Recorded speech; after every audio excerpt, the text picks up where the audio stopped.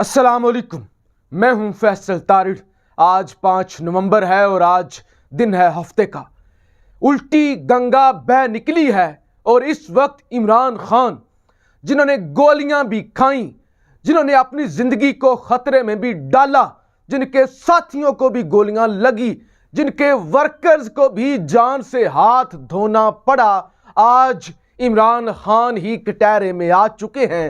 आज इमरान खान पर ही उंगलियां उठाई जा रही हैं। इमरान खान के खिलाफ ही सख्त कार्रवाई का मुतालबा कर दिया गया है। पाक फौज भी मैदान में आ चुकी है, गिरफ्तारियां भी शुरू हो चुकी हैं, पर्चे कटना भी शुरू हो चुके हैं और इस वक्त पीटीआई की जानब से DGISPR को जवाब भी दिया जा रहा है। यानी इस मुल्क के अंदर एक नया तमाशा, और यह तमाशा कोई नया नहीं है, तमाशा तो पुराना है कि इस मुल्क में कायदे आज़म मोहम्मद अली जिन्ना की सड़क पर, GT रोड पर, सड़क पर एम्बुलेंस खराब होती है, कोई तहकीकात नहीं होती। इस मुल्क के अंदर मार्शल लॉ लगता है, कोई तहकीकात नहीं होती। फातिमा जिन्ना को गद्दार कहा जाता है, कोई तहकीकात नहीं होती। बांग्लादेश टूट जाता है, कोई तहकीकात नहीं होती। जुल्फ़िकार अली भुट्टो को फांसी पे चढ़ा दिया जाता है, कोई तहकीकात नहीं होती। जनरल ज़िया का तैयारा फट जाता है, वो फ़ज़ा में ही हिलाक हो जाते हैं, कोई तहकीकात नहीं होती। बेनज़ीर भुट्टो को मार दिया जाता है। कारगिल की जंग के अंदर हज़ारों लोग जो हैं वो जानों का नजराना देते हैं, कोई तहकीकात नहीं होती। उसके बाद इमरान खान को निकाल दिया जाता है और वो चीखता है, चिल्लाता है कि देखें साइफर आया है, देखें साजिश हुई है, कोई तहकीकात नहीं होती। और उसके बाद वज़ीराबाद के मुकाम पर 14 लोगों को छलनी कर दिया जाता है और फिर भी पर्चा नहीं कटता। और इस वक्त सूरत हाल ये है कि कल इमरान खान ने प्रेस कॉन्फ्रेंस की, बताया कि फ़लाँ फ़लाँ फ़लाँ मुझ पर गोलियां चलाने में मुलव्वस है, मेरे पास मालूमात है, ये मुझे मरवाना चाहते थे, अल्लाह ने मुझे बचाया है, अल्लाह ने मुझे दूसरी ज़िंदगी दी है। आज के दिन तक अभी तक FIR नहीं कटी। उल्टा क्या हो रहा है? उस प्रेस कॉन्फ्रेंस के बाद DGISPR ने एक प्रेस रिलीज जारी की जिसमें कहा कि हम किसी को इजाजत नहीं देंगे, और खासतौर पर PTI के चेयरमैन जो हमारी फौज की तजलील कर रहे हैं, हमारे अफसरान पर वो बेबुनियाद इल्जामात आयद कर रहे हैं, तो लिहाजा हम हुकूमत से मुतालबा करते हैं सख्त से सख्त कार्रवाई की जाए। मामला यहाँ पे नहीं रुकता जनाब। उसके बाद जरदारी साहब की स्टेटमेंट आ जाती है और जरदारी साहब कहते हैं कि नहीं छोड़ा जाएगा, निशाने इबरत बनाया जाएगा उन तमाम लोगों को जो इस वक्त अदारों पर उंगलियां उठा रहे हैं। और उससे बड़ी खबर सुन लीजिए, नवाज शरीफ की जानब से, मफरूर भगोड़े की जानब से वज़ीर आज़म शहबाज शरीफ से राब्ता किया गया है, टेलीफोन किया गया है, और पता है क्या कहा गया है कि इमरान खान जो हॉस्पिटल में पड़ा हुआ है, दोनों टांगों पर पट्टियां लगी हुई हैं, गोलियां लगी हुई हैं, उसके खिलाफ सख्त से सख्त कार्रवाई की जाए। यह नवाज शरीफ की जानब से कहा गया है, सख्त से सख्त कार्रवाई की जाए। जरा तमाशा देखिए इस मुल्क के अंदर, जरा तमाशा देखिए खुदा के लिए कि वो शख्स जो पाकिस्तान का एक बड़ा लीडर है, जिसका एक बड़ा वोट बैंक है, जिसके साथ पूरी कौम खड़ी हुई है, और वो कोई आम बंदा भी नहीं है। उसकी पहचान ये नहीं है कि वो साबिक वजीर आजम है, वो एक स्टार है, एक स्टार पॉलिटिशियन है, पाकिस्तान का हीरो है। दुनिया के अंदर उसका एक बड़ा प्रोफाइल है, दुनिया जानती है उस लीडर को। मुस्लिम उम्मत मुस्लिमा के अंदर उस शख्स को गोलियां लगी हैं, उस शख्स की इवन FIR तक नहीं कटी। यार बाद में होती हैं गिरफ्तारियां, बाद में होती है इन्वेस्टिगेशन, पर्चा कटता है, नहीं कटा। मेरी क्या औकात है, आपकी क्या औकात है, इस मुल्क के अंदर आम बंदे की क्या औकात है कि जिसको गोलियां, इतने बड़े लीडर को, और बंदा भी मार गया, मुअज्जम गोंदल, हलाकत भी हो गई, 14 बंदे छलनी भी हो गए, गोलियां लगी, सब ने देखी, टीवी पर चली, चोरी चुपके नहीं, मीडिया ने देखी, बंदा पकड़ा भी गया। तहकीकात नहीं हुई, उल्टा उसको एक मजहबी रंग देने की कोशिश की गई। हुकूमत भी अपनी पंजाब में, हुकूमत भी अपनी। अब बहुत सारे लोग, मैंने भी कल तनकीद की थी कि पंजाब में तो अपनी हुकूमत है, करे ना भाईजान। जब जनरल ज़िया उल हक का तैयारा फटा था, अपनी ही हुकूमत थी। बहुत सारे लोगों के साथ जब हुआ है कुछ वक्त इस तरह की कार्रवाइयां हुई हैं, अपनी ही हुकूमतें होती हैं और यह कार्रवाई डल जाती है। तो लिहाजा आप जरा अंदाजा करें इस मुल्क के अंदर क्या हो रहा है। اب جناب اور میں آپ کو بتاؤں، ایک تو مزید گرفتاری ایک ہوئی ہے، وہ جو نوید ہے، ملزم ہے، جو گرفتار ہوا ہے، اس کے ماموں کو گرفتار کیا گیا جس کی دکان پر اس نے موٹر سائیکل کھڑی کی تھی۔ یعنی ادھر ضرور دوڑے لگی ہوئی ہے کہ ایک وقاص کو، ایک بٹ کو گرفتار کیا، لیکن جہاں پر عمران خان انگلیاں اٹھا رہے ہیں وہاں پر تو ظاہر ہے نئی کاروائی ہو رہی، اور ایک اس ملزم کی۔ دوسری، اسلام آباد کے اندر احتجاج، اور آج بھی احتجاج ہوگا پورے ملک کے اندر۔ آج 5 بجے لاہور، اسلام آباد، پورے ملک میں 5 بجے لوگ سڑکوں پر نکلیں گے اور احتجاج کریں گے اس ناانصافی کے خلاف۔ 5 بجے کل بھی احتجاج ہوا اسلام آباد میں۔ اب اتنے بڑے لیڈر کو آپ مارنے کی کوشش کرو، اللہ نے اسے بچا لیا۔ اور آج اچھی خبر بھی آپ کو دے دوں، خبر یہ آئی ہے آپ کے شوکت خانم اسپتال میں سے، ہو سکتا ہے آج عمران خان صاحب کو اسپتال سے ڈسچارج کر دیا جائے، ان کو چھٹی دے دی جائے اور گھر پر وہ آرام کریں۔ ہو سکتا ہے آج ڈاکٹرز کا جو بورڈ ہے وہ معائنہ کرے، اور وہ اگر تسلی بخش ہوا تو آج عمران خان کو ہسپتال سے چھٹی دے دی جائے گی، ڈسچارج کر دیا جائے گا۔ اب ذرا ظلم دیکھیے کہ یہاں اسلام آباد میں احتجاج ہوا، اور وہ جو لوگ احتجاج کرنے والے تھے نا، جو چیخ رہے تھے کہ ہمیں انصاف نہیں مل رہا، ان کے خلاف پرچے کٹ گئے ہیں۔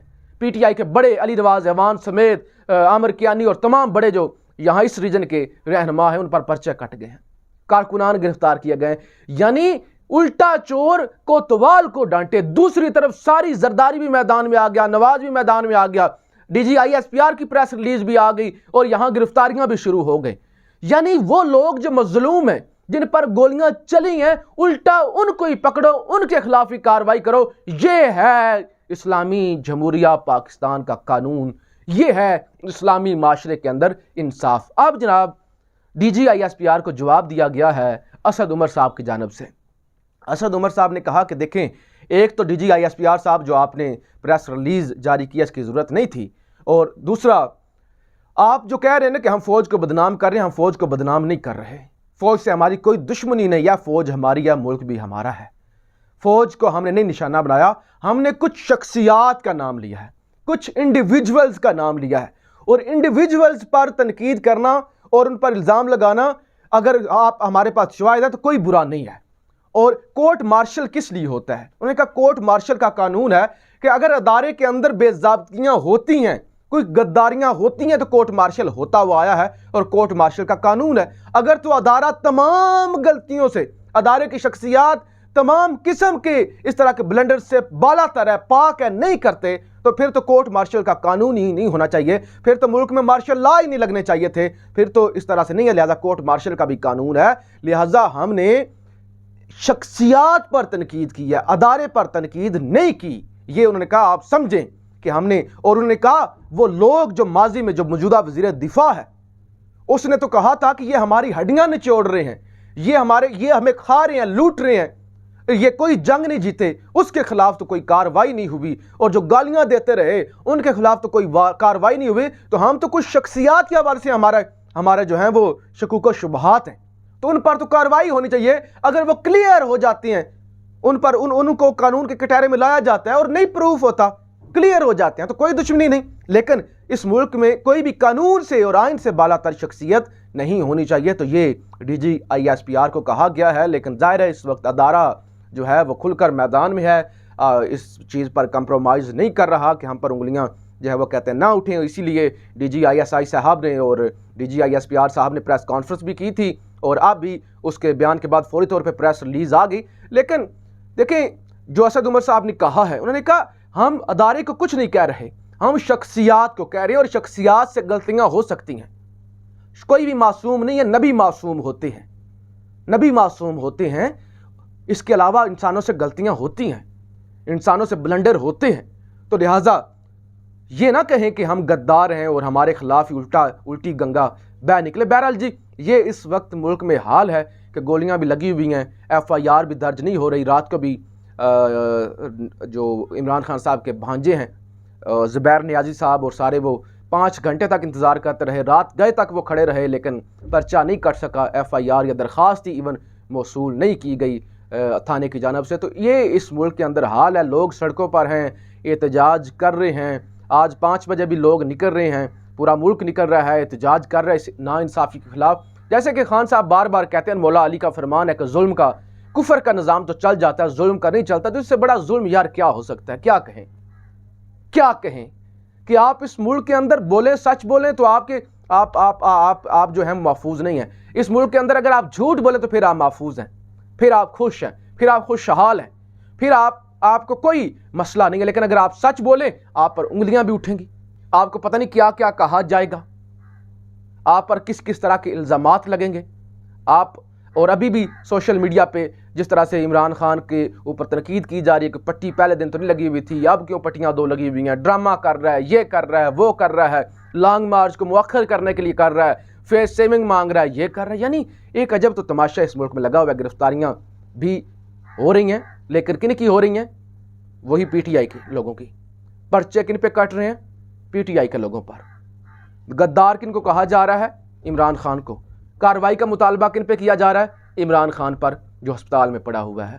جب اس حد تک ظلم بڑھ جائے نا، اور قوم نہ جاگے اور قوم اس کو ظلم نہ سمجھے، پھر میں کہتا ہوں اس قوم کو کوئی بچانے نہیں آتا. آپ کو یاد ہوگا حضرت صالح علیہ السلام کی وہ اونٹنی ایک بندے نے مارا تھا یا چند لوگوں نے مارا تھا، 80,000 لوگ مارے گئے تھے. جب ظلم کے خلاف نہیں کھڑے ہوتے پھر کولیٹرل ڈیمیج ہوتا ہے، کولیٹرل عذاب آتا ہے، سب مارے جاتے ہیں. وہ یہ نہیں کہتے کہ میں تو نہیں تھا، میں تو خاموش تھا، میں تو ملوث نہیں تھا. تم خاموش کیوں تھے؟ تم اس لیے مارے گئے. تم ظلم دے کر خاموش کیوں تھے؟ تم نے ظلم ہوتا ہوا دیکھا. لہذا ظلم کرنے والے سے ظلم سہنے والا اور ظلم پر خاموش رہنے والا بڑا ظالم ہوتا ہے. وہ اپنے آپ کو مظلوم نہ سمجھے. تو لہذا اس طرح کی ناانصافی پہ جب عذاب آتے ہیں نا، پھر قومیں نہیں بچتی، قوموں کا نام و نشان نہیں رہتا.